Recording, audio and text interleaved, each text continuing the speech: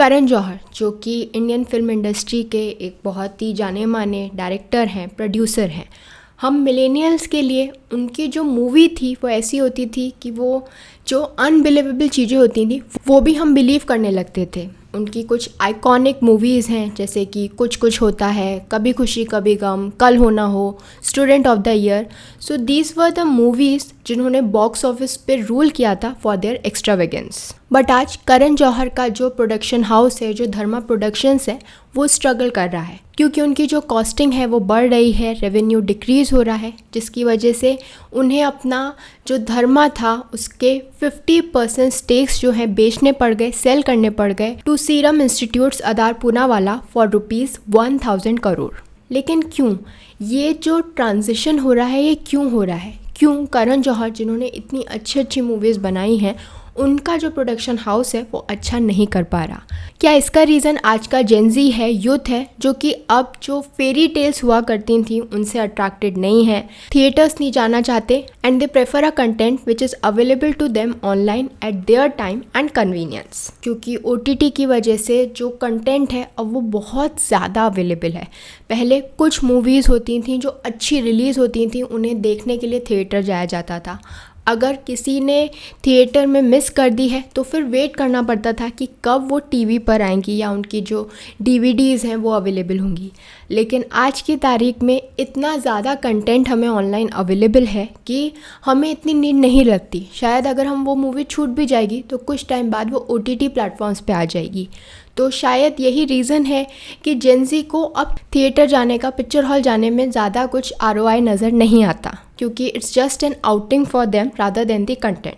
क्योंकि अगर कंटेंट की बात करें तो शायद वो उस कंटेंट को प्रेफर करेंगे जो कि उन्हें ऑनलाइन अवेलेबल है। और उनकी इस हैबिट के लिए शायद टेक्नोलॉजी और कोविड दोनों रिस्पॉन्सिबल है। क्योंकि पहले OTT प्लेटफॉर्म्स आने चालू हुए थे बट इतना उनका ट्रेंड देखने को नहीं मिल रहा था। लेकिन जब कोविड आया, लॉकडाउन आया, तो सब लोग धीरे धीरे कहाँ पे मूव हुए? इन OTT प्लेटफॉर्म्स पे मूव हुए और उन्होंने वहाँ पर देखना शुरू कर दिया। और थिएटर्स ऑब्वियसली क्लोज थे, काफ़ी टाइम के लिए क्लोज थे। अगर हम टीवी की बात करें, जो चैनल्स आते थे, जो कंटेंट आता था, सीरियल्स की बात करें तो वो भी रुक गया था क्योंकि शूटिंग रुकी हुई थी। बट उस दौरान इट वाज द OTT जहाँ पर लोग जो है मूवीज़ देख रहे थे, पुरानी मूवीज़ देख रहे थे, तो काफ़ी सारा कंटेंट उनके लिए अवेलेबल था। वो भी ऐसी जनरेशन के लिए भी जिन्होंने एक टाइम पर सिर्फ ब्लैक एंड वाइट टीवी देखा है, और उस जनरेशन के लिए जिनके लिए टीवी का साइज़ जो था वो सिर्फ 36 इंचेस तक ही था। बट आज की तारीख में we even have home theatres at home. और कोविड के टाइम पर पीपल ने ये जो OTT प्लेटफॉर्म्स की हैबिट थी उसको काफ़ी पिक किया। तो प्लेटफॉर्म्स जैसे कि Netflix, Hotstar, Amazon prime and many more, ये सभी जो है ट्रेंड करने लगे, जिसकी वजह से even big stars were forced to do their OTT debut. But क्या इसका मतलब ये है कि जो हमारी सेंचुरी ओल्ड फिल्म इंडस्ट्री है विच इज़ वर्थ 197 बिलियन, उसका जो ट्रेंड है अब चेंज हो रहा है, उसका डायरेक्शन चेंज हो रहा है? और इसीलिए अब ज़रूरत है जो हमारे डायरेक्टर्स हैं, प्रोड्यूसर्स हैं, कि वो भी अपनी अप्रोच चेंज करें। क्योंकि करण जौहर का जो धर्मा प्रोडक्शन है उसके साथ शायद यही हो रहा है, और इसीलिए अदार पूनावाला ने धर्मा प्रोडक्शन के 50% स्टेक्स एक्वायर किए हैं at a valuation of 2000 crore. अगर हम धर्मा प्रोडक्शंस की बात करें तो ये 45 ईयर ओल्ड है और इसे इस्टेब्लिश किया था करण जौहर के फादर यश जौहर ने। जब 2004 के अंदर उनकी डेथ हो गई थी तो उसके बाद वो करण जौहर ही थे जिन्होंने इस प्रोडक्शन हाउस को टेक ओवर किया था।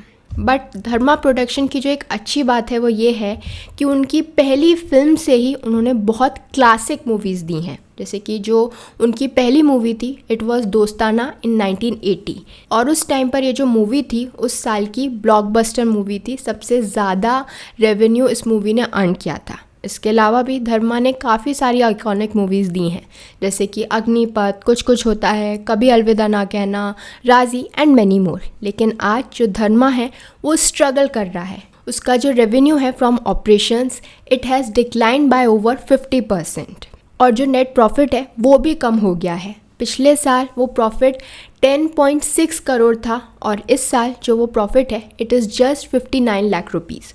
और ये जो नंबर्स मैं आपको बता रही हूँ ये बहुत ज़्यादा सरप्राइजिंग है, क्योंकि ये जो प्रॉफिट है ये तब हो रहा है जब किसी भी कंपनी मैनेजर ने, डायरेक्टर ने अपना रेम्यूनरेशन नहीं लिया है। जी हाँ, इस साल के लिए उन्होंने अपना रेम्यूनरेशन नहीं लिया है और उसके बाद ये नंबर सामने आए हैं, ये प्रॉफिट सामने आया है। अगर वो अपना रेम्यूनरेशन लेते तो शायद प्रॉफिट होता ही नहीं दिखाने के लिए। एंड प्रॉफिट तो कम हुआ ही है, इसके अलावा जो आर्टिस्ट का रेम्यूनरेशन है, टेक्नीशियंस का रेम्यूनरेशन है, वो बढ़ गया है बाय 4.4%। यानी लास्ट ईयर जो ये रेम्यूनरेशन था वो 136 करोड़ था और इस year it is 142 crore. In fact जो जनरल प्रोडक्शन के एक्सपेंसेस होते हैं वो भी बढ़ गए हैं। Last year it was just 125.5 crore और इस साल वो बढ़ के 190 करोड़ हो गए हैं। बट इस समय जो एक अच्छी बात हुई है वो ये है कि जो रेवेन्यू डिजिटल प्लेटफॉर्म से आ रहा था वो बढ़ गया है। इट इज़ अप बाय 16.4%, क्योंकि लास्ट ईयर का जो रेवेन्यू था इट वाज 140 करोड़ और इस साल वो बढ़ के 163 करोड़ हो गया है। इसके अलावा जो म्यूज़िक से रेवेन्यू आ रहा था वो भी बढ़ गया है। Last year it was 75 crore and this year it is 82 crore. So signal जो आ रहा है वो यही है कि जो अब इंडियन डायरेक्टर्स हैं और प्रोड्यूसर्स हैं उन्हें शायद अपनी जो अप्रोच है वो चेंज करनी पड़ेगी। ये समझना पड़ेगा कि कौन सा कंटेंट जो है वो थिएटर्स में रिलीज़ किया जा सकता है और कौन सा OTT पर। क्योंकि अगर ऐसा कोई कंटेंट है जिसमें स्टोरी काफ़ी अच्छी है, थ्रिलर है, तो ज़रूरी नहीं है कि उसे एक बहुत बड़े स्क्रीन पे देखा जाए। उसे जो है घर पे भी देखा जाता है, OTT प्लेटफॉर्म से भी देखा जा सकता है। But on the other hand ऐसा कोई कंटेंट है जिसमें काफ़ी सारे ग्राफिक्स यूज़ हुए हैं, जो बड़ी स्क्रीन है उसकी एक इम्पॉर्टेंस है, जो चीज़ बनाई गई है वो उस पर ही उसको देखने में मज़ा आएगा, तो वो वहाँ पे थिएटर में रिलीज़ किया जाए। क्योंकि ऑडियंस जो है वो अब क्लियर है कि उन्हें कौन सा कंटेंट जो है थिएटर में देखना है और कौन सा OTT प्लेटफॉर्म्स पर। सो नाउ जो हमारी हिंदी फिल्म इंडस्ट्री है, जो हमारा बॉलीवुड है, उसे एक ट्रांजिशन की ज़रूरत है। काफ़ी सारे डायरेक्टर्स और प्रोड्यूसर्स ऑलरेडी काफ़ी बड़े बड़े प्रोजेक्ट्स जो हैं इन OTT प्लेटफॉर्म्स पे लॉन्च कर रहे हैं।